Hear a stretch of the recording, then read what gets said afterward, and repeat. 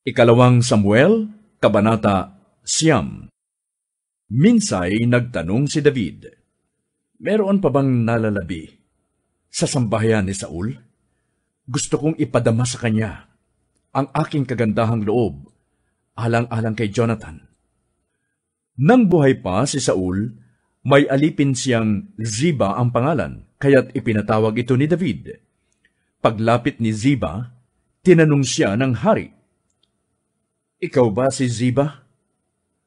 "Ako nga po, mahal na hari."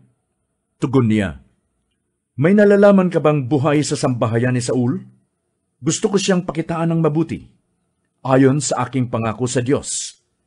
Wika ng hari, "Mayroon po, si Mephiboset na anak ni Jonathan. Siya po'y isang lumpo." Tugon ni Ziba, "Saan siya naroon?"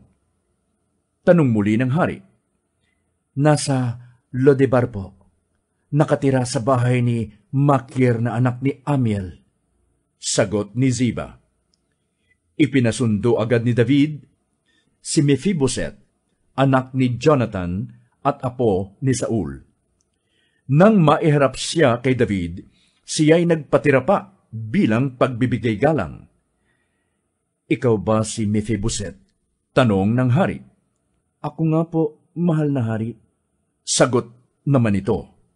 Sinabi ni David, "Huwag kang matakot.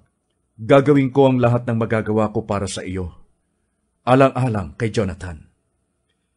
Ibabalik ko sa iyo ang lahat ng lupain ng iyong lolong si Saul, at laging nakahanda ang aking hapag para sa iyo." Nagpatira pang muli si Mephiboset at sinabi niya, "Sino po ako para pag-ukulan ng pansin? Ako'y walang silbi."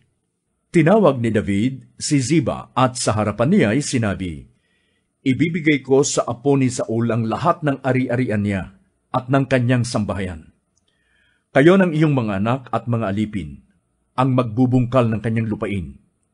Aalagaan ninyong mabuti upang mag-ani ng sagana at magkaroon ng sapat na pagkain ng sambahayan ng iyong Panginoon. Ngunit si Mephiboset ay sa akin sasalo ng pagkain." Ang mga anak ni Ziba ay 15 at 20 ang kanyang mga alipin. Sumagot si Ziba, "Masusunod pong lahat ang utos ninyo, kamahalan." At mula nooy, kasalo na ni David si Mephiboset, parang tunay na anak niya. Si Mephiboset ay may bata pang anak na lalaki na ang pangalay Mika. Mula nga noon, ang buong sambahayan ni Ziba ay naglingkod kay Mephiboset. Kaya't si Mephiboset na pilay ang parehong paa ay nanirahan sa Jerusalem at kasalo ng hari sa pagkain.